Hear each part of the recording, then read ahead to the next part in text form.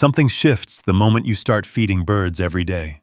Not just the birds you see, but something deeper, unseen, begins to unfold. It's as if an invisible thread is being drawn between two worlds. At first, it seems simple enough. You scatter a handful of seeds on the ground, or place food in a small dish. A quiet gesture, almost forgotten in its ordinariness. Soon, a few cautious feathers flutter down from the sky. A timid cheep, a quick darting movement. They come with hesitation, as if testing the air for danger. You watch them from a distance, feeling a silent connection. This act, so ordinary, so quiet, sets a chain into motion.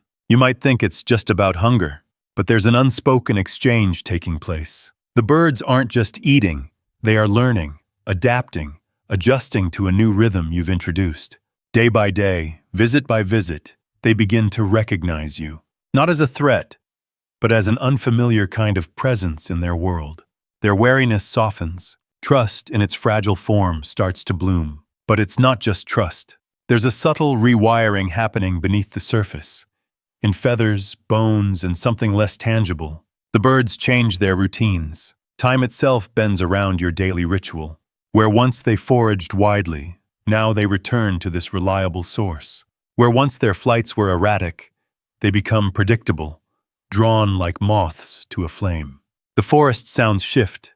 The clatter of wings on branches becomes a chorus of anticipation. You become part of their environment, not as a wild stranger, but as a fixture, a constant against the backdrop of change.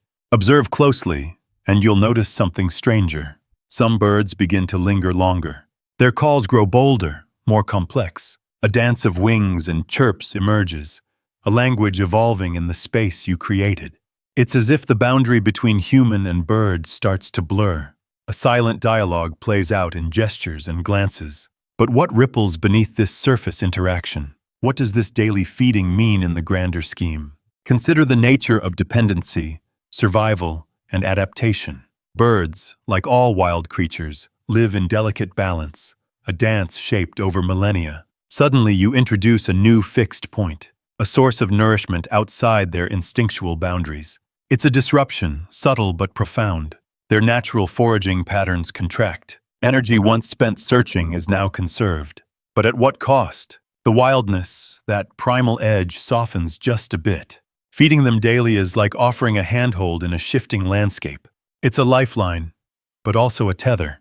And here lies a paradox. This strange thing that happens, the bird's closeness to you, is both a gift and a vulnerability. They gain safety, certainty, a pause from scarcity. But they also lose a measure of freedom. This isn't just about birds. It's a reflection of a deeper truth about all creatures, us included.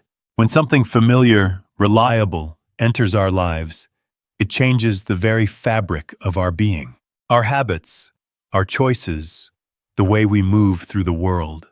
Feeding birds daily is a quiet experiment in trust and transformation. It reveals how fragile and fluid the boundaries between wild and tame really are. And maybe, just maybe, it holds a mirror to our own need for connection. Sometimes, what appears as simple kindness is a complex web of survival, a fragile balance between giving and taking. And beneath the surface of this small act, an invisible story unfolds.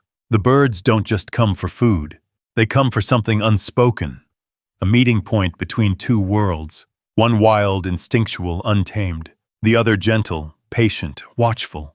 By inviting birds into this daily ritual, you become part of an ancient story. A story of nature's resilience, its vulnerability, and the mysterious ways life adapts. The ritual teaches something quietly profound. That trust can be both a bridge and a boundary.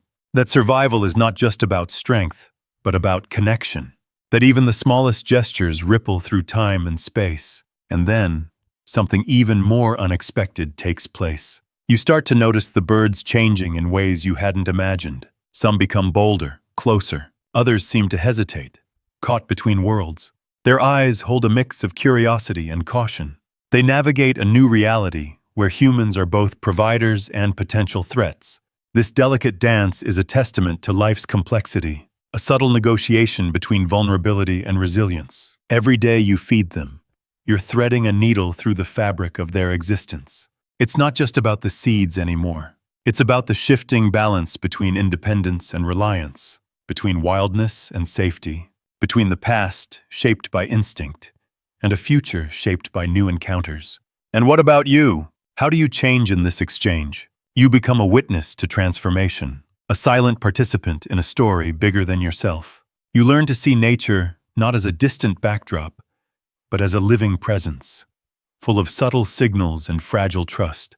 In feeding the birds, you enter a quiet, ongoing conversation, one that speaks of patience and presence, of how small acts echo with unexpected depth. There's a haunting beauty in this daily ritual, a reminder that connection is never simple. It is layered, fragile, and profound. The bird's presence becomes a mirror reflecting your own vulnerabilities. You find yourself waiting, watching, learning their rhythms. You notice the way a slight change in light can alter their behavior, how the quiet spaces between their calls hold meaning. You begin to understand that this interaction is not passive. It is a living dialogue, a negotiation of trust and space. The birds teach you about the slow work of patience, about showing up again and again, without demand or expectation. And in that repetition, something shifts inside you, a softening of boundaries, an opening to the unknown. The bird's cautious approach becomes a metaphor for your own tentative steps toward vulnerability. They are teaching you to exist in the liminal space between wildness and closeness. The seeds you scatter become symbols not just of nourishment, but of invitation.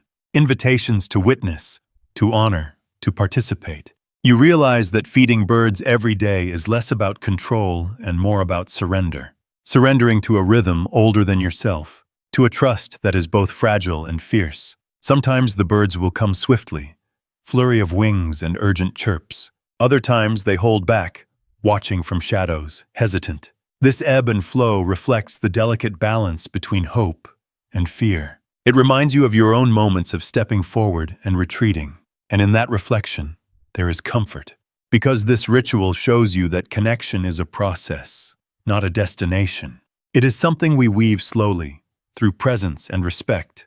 This is why the act of feeding birds daily feels like a small rebellion against the loneliness of modern life. A quiet declaration that we are not separate from the wild. That even in our carefully constructed human worlds, the call of nature lingers. It asks us to listen, to humble ourselves before the mysterious. And in answering, we find a trace of belonging. A reminder that life is not a line, but a circle. A continuous turning toward and away, approach and retreat. The bird's tentative trust becomes a metaphor for your own fragile moments of reaching out. And in that reaching, something sacred is born.